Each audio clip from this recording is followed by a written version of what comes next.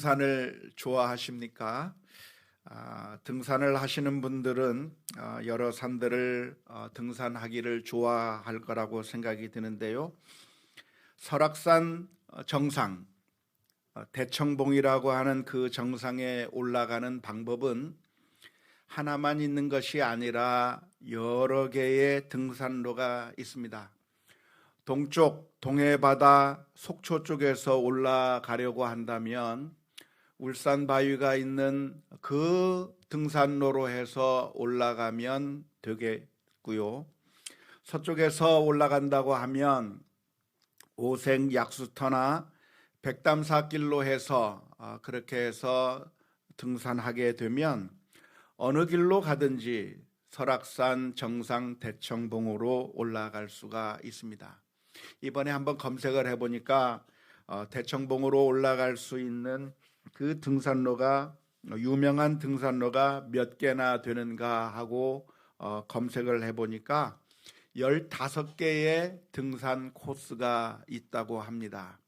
그 15개의 등산 코스 가운데서 어떤 등산 코스가 훨씬 더 쉽고 혹은 더 재미있고 더 멋있는 등산로인가에 대해서는 산을 타는 사람들마다 의견이 다를 수 있겠지만 어느 등산로를 선택하든 결국에는 똑같은 정상, 대청봉 정상에서 만날 수가 있습니다.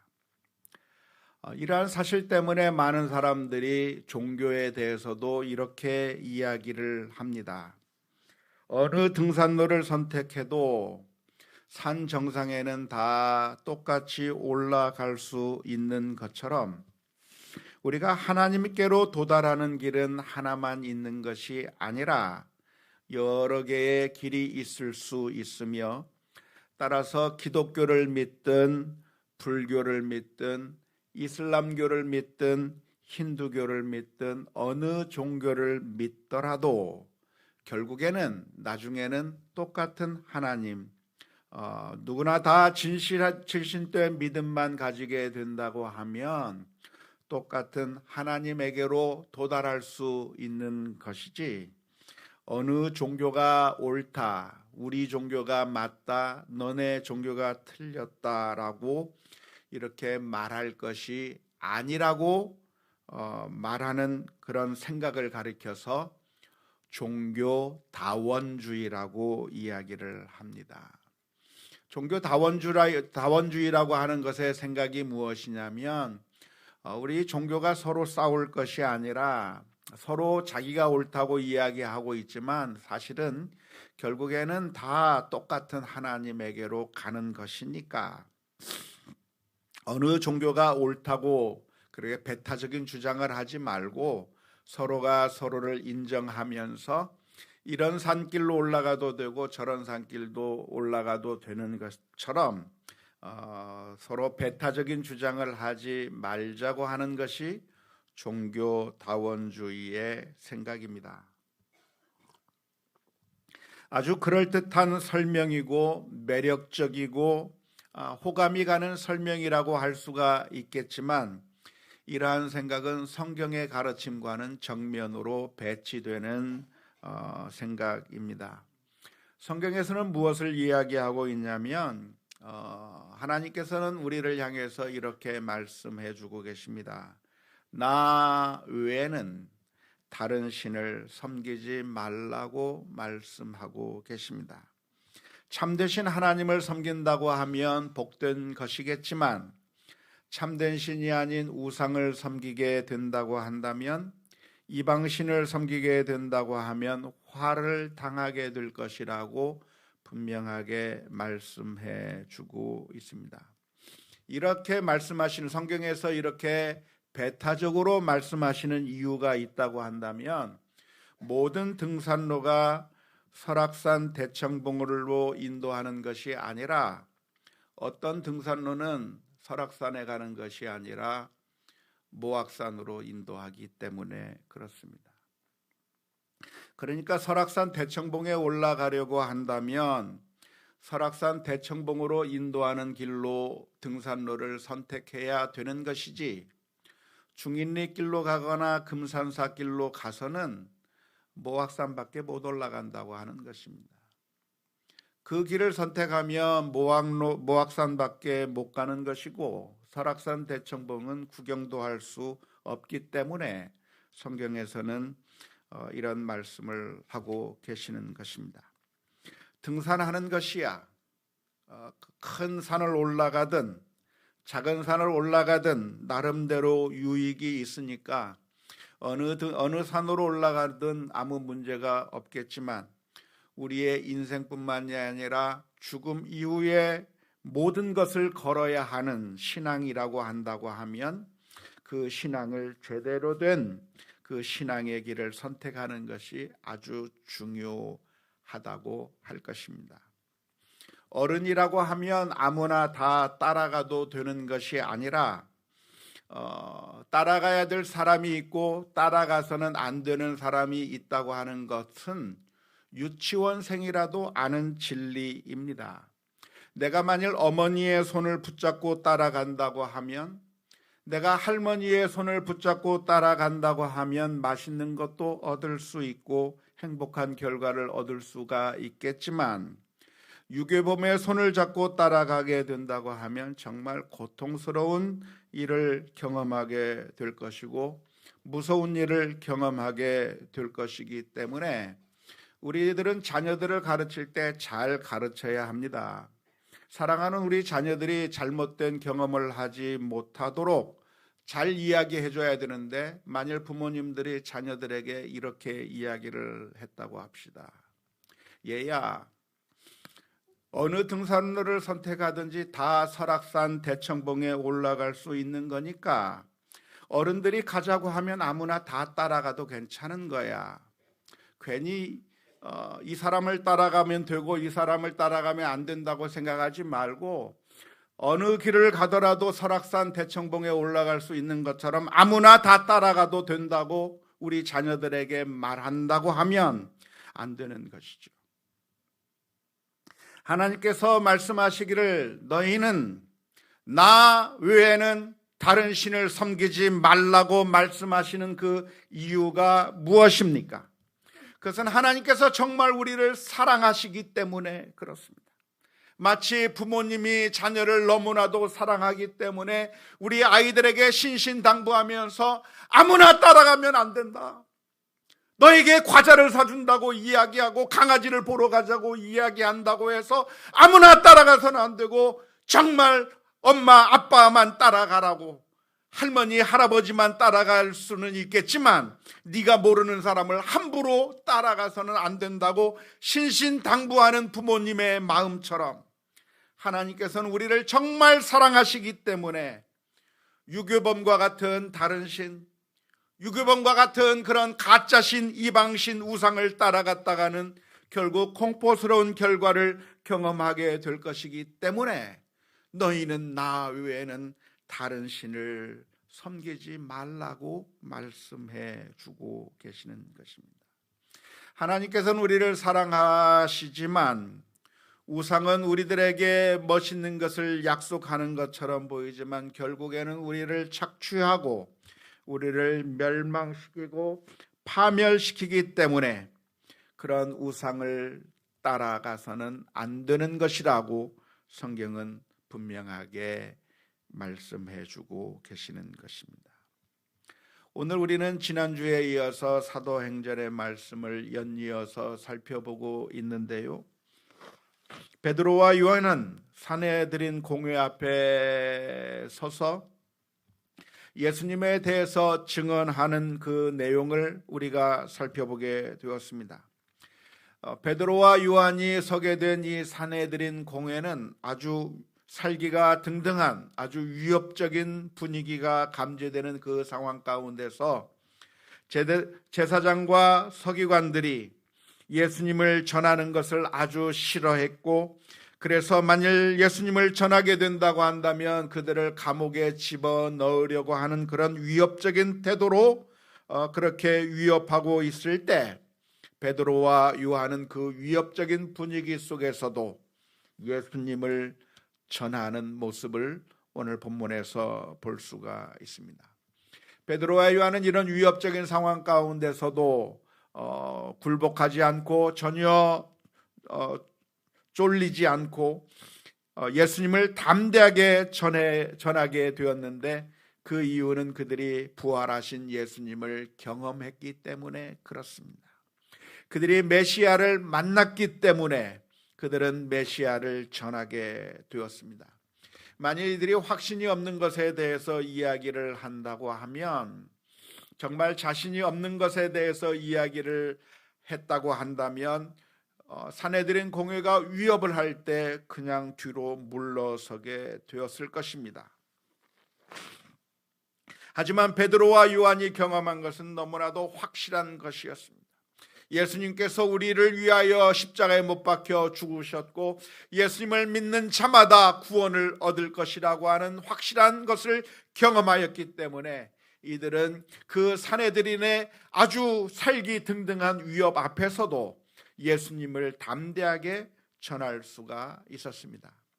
오늘 베드로가 전한 이 메시지 가운데서 우리가 주목해 보아야 될 내용이 있다고 한다면, 다른 이로서는 구원을 얻을 수 없다고 하는 이 표현입니다. 다른 이로서는 구원을 얻을 수 없다.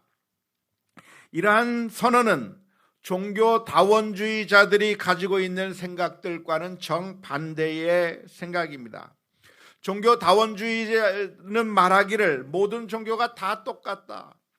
기독교나 불교나 이슬람교나 힌두교나 그냥 민간신앙이나 어느 신앙이든지 종교가 다 똑같은 것이며, 어느 종교를 믿든지 결국에는 같은 하나님, 이름을 다르게 부르지만 하나님이라고 부르기도 하고 야훼라고 부르기도 하고 알라라고 부르기도 하고 상제라고도 부르기도 하고 쌍띠라고 부르기도 하고 어떤 이름으로 부르기도 하지만, 그러나 결국에는 이 등산로로 가든 저 등산로로 가든 결국 저 정상에서는 다 같이 만나게 되는 것처럼 모든 종교가 다 똑같은 것이고, 어느 종교든지 정말 진실하게 믿기만 한다면, 어느 종교든지 정말 그 가르침대로 산다고 하면 결국에는 같은 천국에서 만날 거라고 하는 것이 종교다원주의자들의 주장입니다.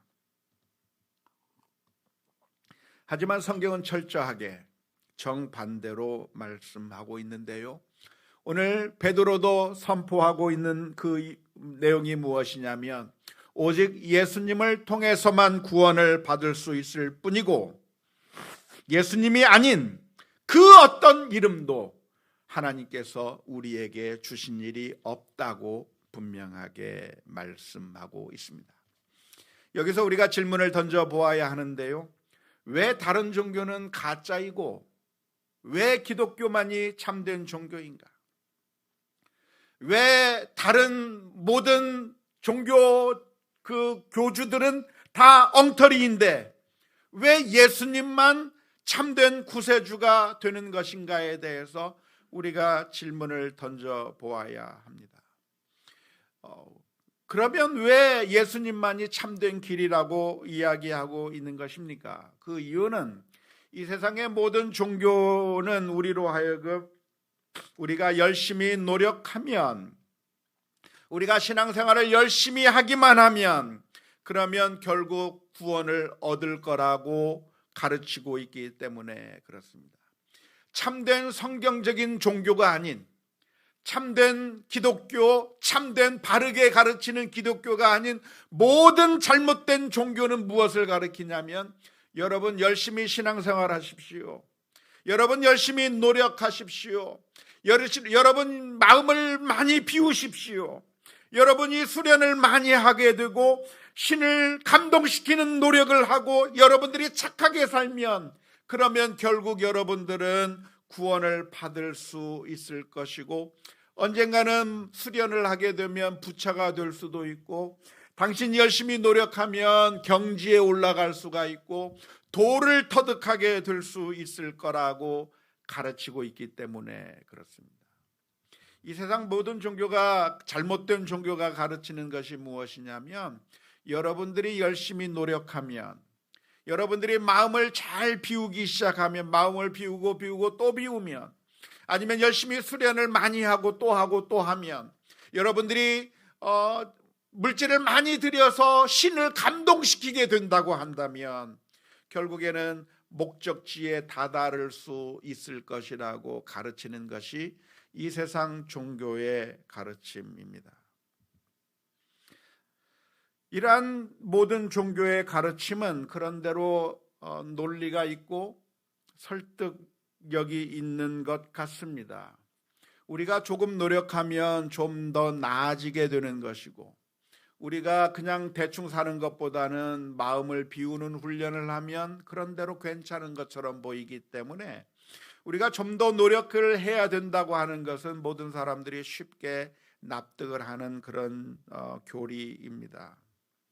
하지만 문제는 우리 가운데 그 누구도 그런 종교의 가르침처럼 완벽하게 최상의 경지에까지 올라갈 수 있는 사람이 단 한 사람도 없다고 하는데 문제가 있습니다.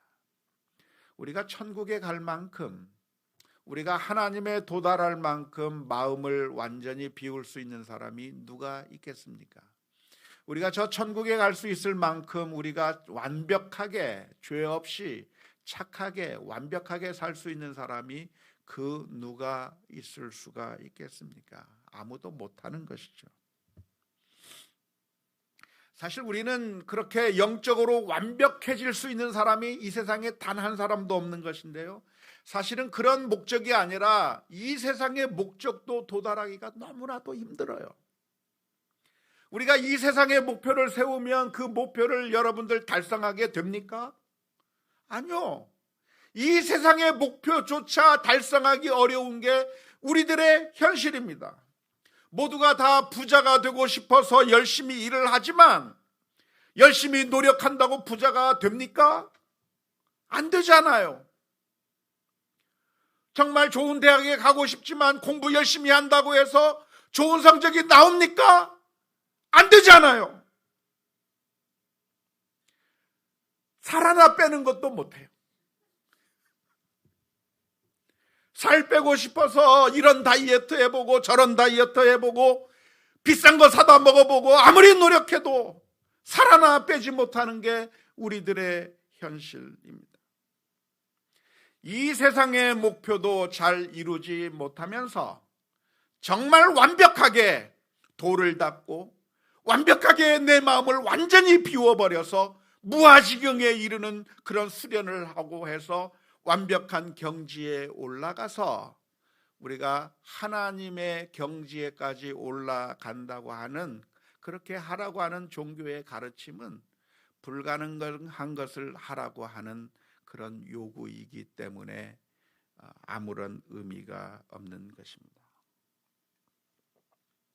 맥스 루케이도라고 하는 사람이 쓴 책에 In the Grip of Grace라고 하는 그런 책이 있는데요, 거기에 나오는 표현이 이런 표현이 있습니다. 달까지 닿으려고 시도했으나 우리는 땅에서조차 벗어나지 못했다.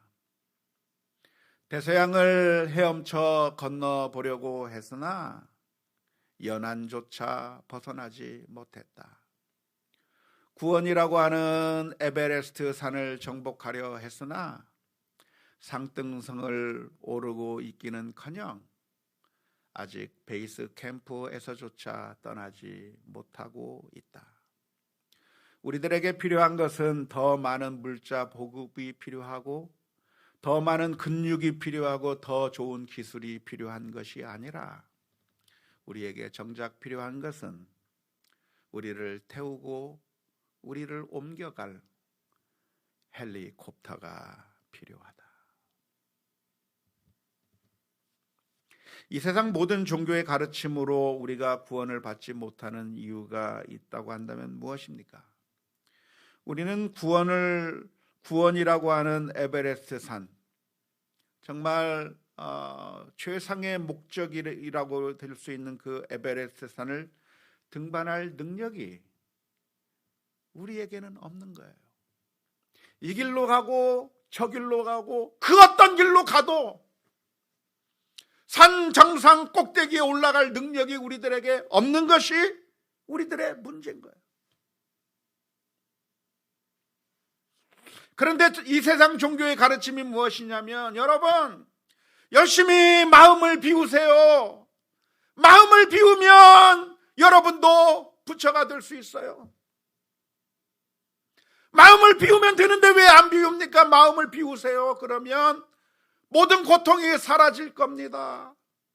그렇게 이야기하고 있는데, 그런데 이 길로 가고 저 길로 가고 그 어떤 길로 가도 우리는 그 자리에서만 맴돌고 있는 것이지, 단 한 발자국도 더 좋은 곳으로, 더 높은 위치로 가지 못하고 있는 것이 우리들의 현실인 것입니다. 이 세상의 가르침을 어디에 비유할 수 있냐면 마치 카지노에 비유할 수가 있겠습니다.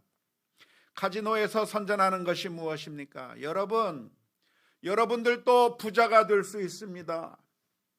여러분들도 일확천금을 할 수 있습니다. 여러분들도 정말 억만장자가 될 수가 있습니다. 어떻게 하면? 카지노에 와서 열심히 돈을 집어넣고, 그래서 계속 한번 당겨보면 언젠가는 당신도 부자가 될 수 있습니다. 언젠가는 억만장자가 될 수 있다고 선전하면서, 그래서 이 카지노에 와서 돈을 집어넣어 투자해 보라고 이야기를 하는 겁니다. 그리고 종종 신문에 뉴스가 나는 겁니다. 어느 카지노에서 억만장자가 터졌다느니, 어디에 억만장자가 터졌는지 뉴스를 자꾸만 흘려보내면서 여러분들도 들어와서 열심히 투자하면, 열심히 언젠가 돈을 넣고 당기기 시작하면 언젠가는 부자가 될 수 있을 거라고 선전하고 있는데, 그래서 부자가 되는 것이 아니라 결국 알거지만 되는 것이 카지노의 모습입니다. 이 세상 모든 거짓 종교는 마치 카지노와 같습니다.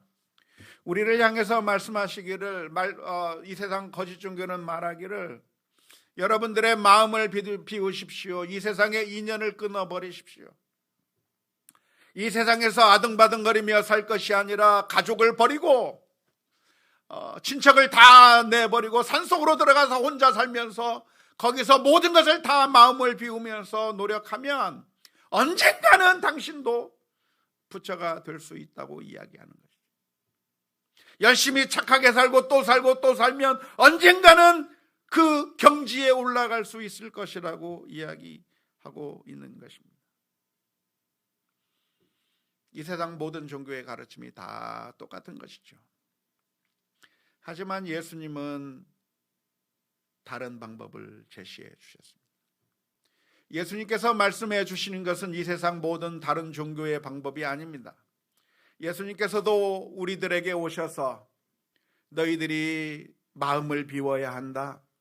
너희들이 열심히 신앙생활을 해야 된다. 너희들이 노력을 많이 하게 되고 착하게 살면 그러면 구원받을 거라고 예수님께서 말씀해 주신 것이 아니라, 예수님께서 우리에게 해주시는 말씀이 무엇이냐면, 수고하고 무거운 짐진 자들아 다 내게로 오라. 내가 너희를 쉬게 하리라고 말씀해 주신 줄로 믿습니다.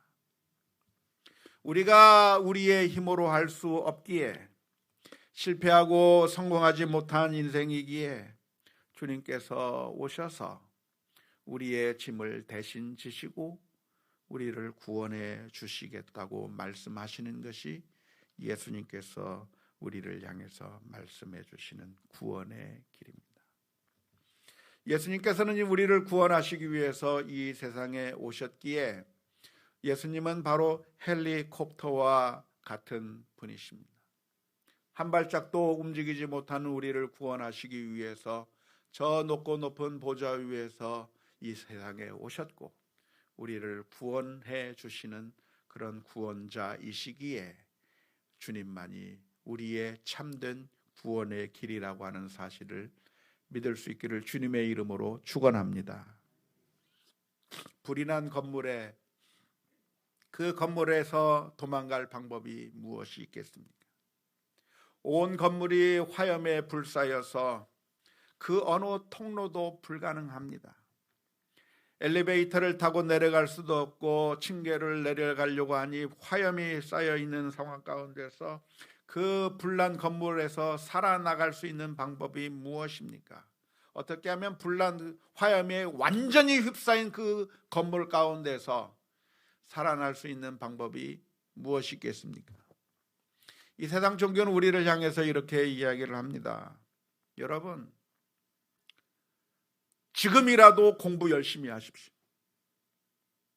공부 열심히 하면 지식을 많이 습득하고 학문을 습득하게 되면 여러분들에게 길이 열릴 겁니다.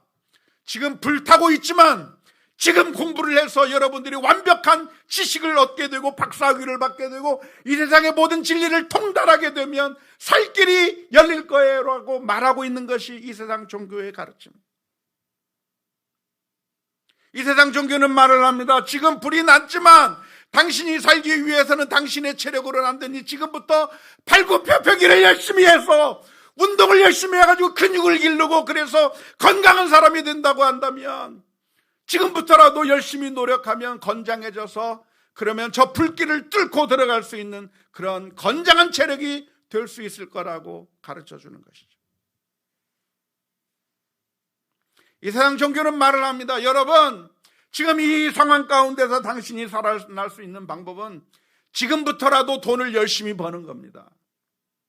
안에 있는 사람들끼리 불난 그 상황 가운데서 거래를 열심히 해가지고 돈을 많이 벌어서 돈을 많이 벌면 돈이면 다 해결돼요. 그러니까 돈 많이 버세요 라고 이야기하고 있는 것이 이 세상 종교의 가르침들이죠. 열심히 하면 길이 보인다.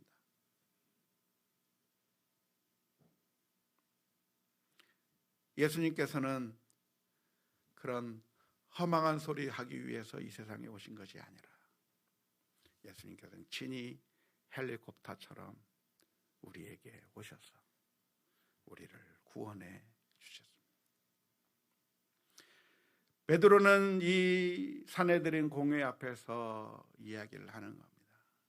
너희가 미워하여 십자가에 못 박은 바로 그 예수가 부활하셨고 그분이 바로 우리들의 구주가 되신다고 말씀하고 계십니다. 사랑하는 성도 여러분, 우리 주님께서는 우리를 구원하시기 위하여 이 세상에 내려오셨습니다. 그리고 우리를 구원하시기 위해서 자신의 목숨을 내어주셨습니다.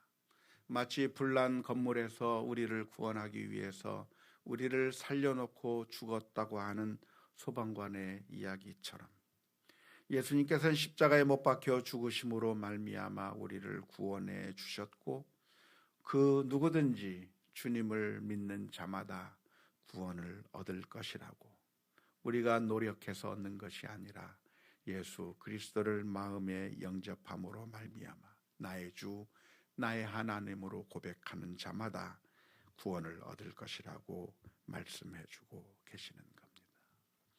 오늘 우리들의 삶 가운데서 우리가 주님을 믿는다고 하면서도 우리는 어쩌면 이 세상에 헛된 것에 소망을 걸며 살고 있는지 모릅니다.